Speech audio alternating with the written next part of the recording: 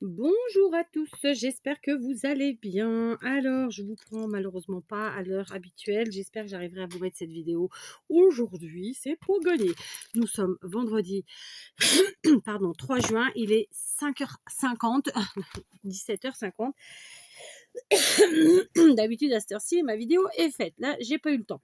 Bref, tout ça pour vous dire que je vous retrouve, comme vous l'aurez vu dans le titre, pour vous parler de Dies.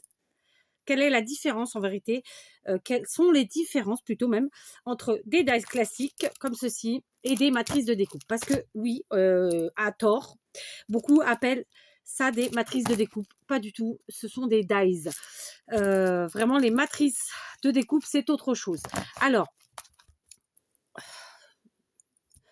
je suis pas là pour vous demander votre avis sur ce que je suis en train de dire. Je suis en train de vous dire que moi, depuis le temps que je scrape, et ça fait plus de, je sais pas, je ne sais plus combien de temps, mais ça fait longtemps maintenant. Ça fait peut-être, je ne sais plus, mais ça fait très, très, très, très, très, très, très longtemps. Vous voyez, ça fait 9 ans que je suis au Portugal. Je scrapais déjà depuis plusieurs années avant de venir au Portugal.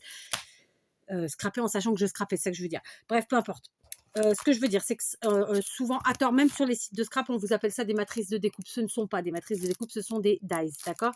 Le vrai nom, c'est ça.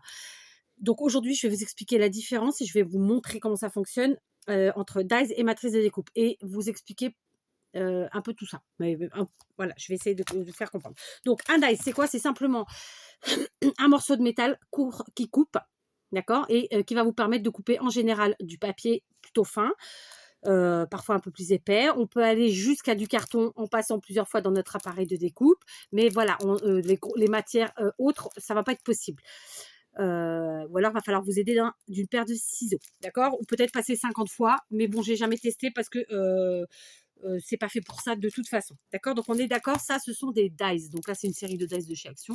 Je l'ai ressorti juste pour vous montrer de quoi il s'agissait. Évidemment, ceux de chez Action sont gris. Suivant les marques, ils peuvent être en couleur. Par exemple, les Marianne Design sont bleus. Les Joycraft, il y en a des jaunes et des oranges. Voilà, suivant les marques, les dies peuvent être de différentes couleurs. Mais dans tous les cas, un dies, c'est ça. C'est un petit morceau de métal qui coupe en passant avec la pression de la machine qui va vous couper le papier. D'accord? Donc, plus ou moins fin. Les matrices de découpe, c'est quoi? Eh bien, c'est ça, tout simplement. Ça n'a rien à voir. C'est ça, une matrice de découpe. Donc là, moi, je vais vous en présenter. La plupart, c'est des Stampin' Up, mais pas que. Je ne sais pas pourquoi mon ciseau est là. Et je vais vous montrer comment ça fonctionne. D'accord? Donc, une matrice de découpe, c'est ça. C'est un gros truc, bien plus épais, comme ceci. Mais il y en a des un peu moins épais. Vous allez voir, je vais vous montrer. Donc, par exemple, ici, c'est une matrice de découpe qui fait 4 cercles. D'accord?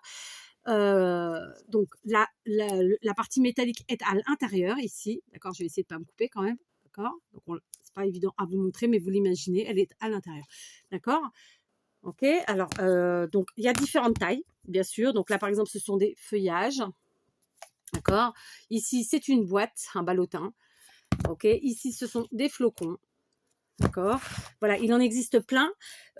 Depuis que les dies sont apparus en fait sur le marché, comme ça coûte beaucoup moins cher, on voit de moins en moins les marques faire des matrices de découpe comme ça parce que ça coûte beaucoup plus cher. C'est la deuxième différence en fait, c'est-à-dire que un dies comme ça, bon, sans parler de chez Action, mais voilà, Action, vous arrivez à en trouver entre 2, 3, 4, 5 euros, disons. Alors que les matrices de découpe telles quelles, à l'époque où moi j'en achetais, parce que maintenant j'en achète plus, parce que tout simplement j'ai beaucoup de choses, ça coûtait entre 20, 30, 40, 50 euros suivant la taille, suivant ce que c'était. D'accord? Donc ce sont les deux différences pour l'instant, mais je vais vous montrer la troisième après. Pardon, donc voilà, ici on a ce format-là. Ici, ce sont deux tags. D'accord, je ne sais pas si vous allez bien voir comme ça. Donc, ce sont vraiment des choses. Ici, c'est quelque chose. Ceux-là, je les avais achetés neufs. Après, il y a des choses que j'ai achetées d'occasion. Ça en fait partie. Donc, c'est par exemple de Timols. OK. Et donc là, c'est en fait une matrice de découpe qui fait des bordures, comme pourrait faire un dies. La différence près que là, c'est la troisième différence que je vais vous expliquer après. C'est ce qu'on peut couper avec. OK. Donc ici, ce sont des fanions et des petits ronds. Donc ça, par exemple, c'est une matrice de découpe qui coûtait très très cher à l'époque. Donc clairement, c'est pour ça aussi que quand ils ont compris qu'ils pouvaient passer au dice, je pense que les marques sont passées au dice parce que tout simplement, c'est vraiment le prix est quelque chose voilà, d'énorme. Ici, c'est une boîte en forme de sac à main. D'accord, toujours de chez Stampin' Up. Hein. C'était un peu ma marque fétiche, et ça l'est toujours parce qu'elle fait de belles choses et de qualité surtout, mais voilà, je n'achète plus chez Stampin' Up depuis longtemps. Voilà, ici, ce sont, des formes pour faire, d'autres choses et ici, c'est une botte, une chaussette, voilà, donc par exemple pour Noël. Donc ça, c'est vraiment, ce gros format-là, mais il y en a d'autres, ce que je vous disais, d'accord? Donc ça, par exemple, vous les trouvez, comme je vous ai dit, chez, Sizzix, chez Stampin' Up ou chez, Tmall, enfin ces grandes marques-là, américaines. Ensuite, les matrices de découpe, il y a d'autres, formats. Il y a des formats comme ça, beaucoup plus fins, vous voyez? OK? Donc pareil, on retrouve une partie dure derrière comme ça, donc c'est costaud. On retrouve un peu une partie, velours par-dessus, je sais pas comment je l'ai scellé celui-là et ensuite on a les lames à l'intérieur, d'accord? Donc ceux-là sont quand même moins, profonds en termes de lames que ceux-ci évidemment, hein, ça paraît logique, d'accord? Donc voilà, là c'était des napperons par exemple et ensuite j'en ai d'autres. Alors là j'en ai que par exemple ici pour faire, je ne sais plus le nom, un petit moulin à vent par exemple. Ici ce sont des étiquettes, d'accord? Donc comme je vous dis, ça coupe très, très bien. Ici des feuillages, des étiquettes. Ceux-là, je les ai achetés d'occasion, c'est la marque Sizzix. Donc là, c'est on va dire un feuillage. Ici, ce sont des fleurs. Il y a encore un autre, 2 autres modèles, mais il y en a sûrement d'autres, hein, je les ai pas tous. Ici, pareil, mais en plus petit. Donc ça, c'est du Stampin' Up. Là, c'est encore un autre modèle, pareil, en matrice de découpe, mais qui embosse aussi. Donc il y a celui-ci. Donc en fait, ça fait comme un classeur de gaufrage. Alors en beaucoup plus épais puisqu'il y a du métal à l'intérieur et à l'extérieur, c'est un plastique dur. D'accord? Vous mettez un petit morceau de carré et on ressortira votre cœur avec, en plus le gaufrage. D'accord? Ici, ce sont des boutons. D'accord? Pareil, ça coupe et ça gaufre. Ici, c'était des papillons. Donc, tout ça, c'est Stampin' Up, hein. Et ici, c'était un genre de fleur, je pense. D'accord? Donc ça coupe et ça gaufre, mais ça reste des matrices de découpe. Il y a ensuite celle-ci. Pareil, c'est du Stampin' Up. Simplement, comme vous pouvez le voir au milieu, donc là, on a tout plein de petites choses autour. Et au milieu, on a la baleine. Et la baleine, pardon. Et elle, bon, bah là, c'est transparent. Cette fois-ci, à l'arrière, c'était pas métal. OK? Et ensuite, j'ai ce format-là. Alors, bien sûr, comme je vous le dis, je n'ai pas tout. Hein, et heureusement, voilà. Et donc, j'ai peut-être pas tous les formats, il y en a sûrement d'autres. Donc, j'ai aussi cette taille-là, donc de chez Tim Holtz. Ça, c'est pareil, j'ai acheté d'occasion. Donc, c'est un grand négatif comme ça, type film, et qui est de la même épaisseur que ceci, d'accord? Donc, à quoi ça sert et quelle est la troisième grosse différence en dehors du fait que de l'aspect, en dehors du prix? Et bien, tout simplement, c'est ce que vous allez pouvoir découper avec, d'accord? Donc, je vais vous donner un exemple tout bête et je vais vous montrer aussi comment vous en servir dans votre Big Shot parce que, voilà, comme ça, ceux qui ne connaissaient pas le connaîtront. Bien sûr, il y en a qui connaîtront déjà, hein, je ne vous dis pas le contraire. Alors, on va prendre du jean, puisque le jean, c'est quand même une matière qui est assez épaisse et pas évidente à couper. Donc, j'avais envie de vous montrer avec du jean. Donc, je vais couper un petit morceau là qui prenne toute la plaque. D'accord? Donc, on y va. Je fais avec vous. Et ensuite, on va découper ça. Voilà. Donc, vous voyez, la troisième différence, c'est celle-ci. Et puis, on parlera de la quatrième après. Mais elle est logique en soi. Donc, je vais couper comme ça. Je n'ai pas préparé avant, je vous dis. Aujourd'hui, je n'ai pas eu le temps. Donc, voilà. C'est un tuto que je fais sur l'ongle, comme on dit. Et oui, on fait ce qu'on peut quand on peut. Voilà, d'accord. Donc, un petit morceau de jean. Donc, évidemment, ça, les dice, jamais de la vie, vous couperez avec du jean avec. Hein, ça, voilà. Ou alors, peut-être, comme je vous le disais tout à l'heure, en passant 150 fois et en flinguant beaucoup et votre dice, parce que forcément, ça l'use inutilement, et votre Big Shot, d'accord? Voilà, donc, comme je vous disais, j'ai pris ma Big Shot. J'ai ici ma matrice de découpe et mon morceau de jean. Donc, d'habitude, quand vous passez avec un dice, qu'est-ce que vous faites? Vous mettez tout simplement vos dice entre les deux plaques en plexi et votre sandwich est fait, vous passez. Tac, ok? Là, ça va pas être le cas. Là, pour passer ça, en fait, il faut enlever tout simplement ceci, d'accord? Et placer directement une plaque en plexi votre matrice de découpe avec votre tissu. Donc, ça coupe la feutrine, le jean, le tissu divers et variés, les papiers très épais, la cartonnette. Enfin, vraiment, ça coupe tout. Tout ce qui passe en fait. Hein. Après, il faut que ça passe en termes d'épaisseur aussi dans votre machine. Et tout simplement, vous allez passer comme ceci. En fait, on n'a plus besoin du sandwich. Vous passez en une seule fois. Et c'est magique. Ça coupe tout de suite vos ronds. Vous voyez. Et c'est du jean. Ok. Alors là, moi, ma Big Shot, elle est très vieille. Donc, je suis un petit peu obligée quand même de venir couper un petit fil. Mais avant, ça ne le faisait pas. C'est vraiment parce que ma Big Shot a beaucoup vécu et qu'il faudrait que je fasse resserrer un petit peu l'étau. Voilà, par quelqu'un. Vous voyez, celui-là, c'est très bien découpé. Donc, vous voyez, ça m'a fait mes 4 trous en un passage. Voilà à quoi sert une matrice de découpe, tout simplement à passer vraiment des tissus. Ça, jamais avec un dice, vous le ferez. D'accord? Je ne vais pas le faire avec vous, c'est pas la peine, j'ai rien à prouver. Voilà, c'est comme ça. Je vais vous montrer avec les autres. C'est la même chose. Donc, par exemple, avec les matrices qui sont plus fines, comme ça, tout simplement, c'est clair que si on met tout ensemble, ça ne va pas passer. C'est trop, d'accord? Donc, qu'est-ce qu'on fait? On va désépaissir notre sandwich. Alors, vous ne pouvez pas le faire sur toutes les machines de découpe, je le sais. Par exemple, sur celle de chez Action, je ne crois pas que vous puissiez le faire.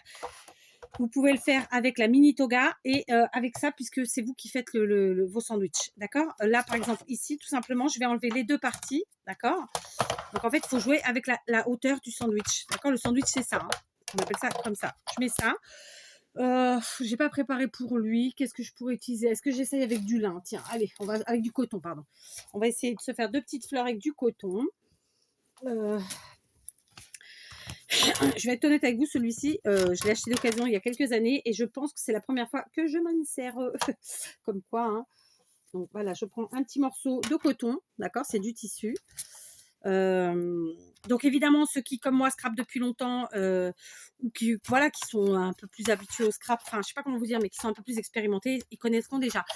Je vous parle de ça parce que régulièrement, vous pouvez en trouver maintenant peut-être tout simplement d'occasion sur les différents sites qui vendent d'occasion, dans les vides-greniers ou dans les vides-ateliers, ou dans les vides-scrap room, enfin, ça, je sais pas comment ça s'appelle.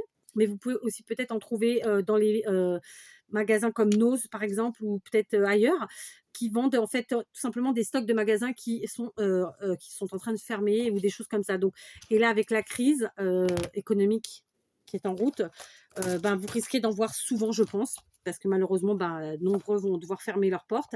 Du coup, vous pourrez peut-être voir ces petites choses et vous demander comment ça fonctionne. Donc voilà, vous aurez vu. Là, tout simplement, on passe. Vous voyez, j'ai enlevé 2 parties de mon sandwich. Alors, comme je vous l'ai dit, ça, le sandwich, ça dépend vraiment. Ça dépend vraiment des machines de découpe, puisque celle de chez Action, c'est pas pareil. Donc là, par exemple, ça n'a pas coupé vraiment entièrement, parce que j'ai trop enlevé dans mon sandwich. Après, comme je vous dis, c'est la première fois que je m'en servais, donc tant mieux, je fais le test avec vous.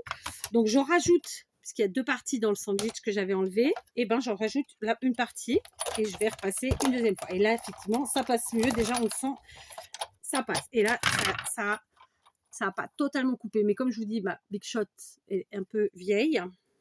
Elle a vécu, donc je vais repasser et je vais retourner mes plaques et je vais repasser une seconde fois. Ça aurait dû couper au premier coup, hein, mais là, je pense que je peux mettre en cause ma Big Shot, clairement. Après, j'ai une autre machine, mais vous ne serez pas nombreux à l'avoir, je pense, parce que c'est une machine que tout le monde achète pour plein de raisons, parce qu'elle est chère, parce que voilà. Donc voilà, mais bon, là, ça a coupé. Donc, vous voyez, j'ai mes fleurs. Ça se trouve, ça avait coupé au premier coup. Hein. C'est moi qui suis repassée une deuxième fois. Hein. Je n'ai pas vérifié non plus. Donc voilà, vous voyez, ça a coupé du tissu.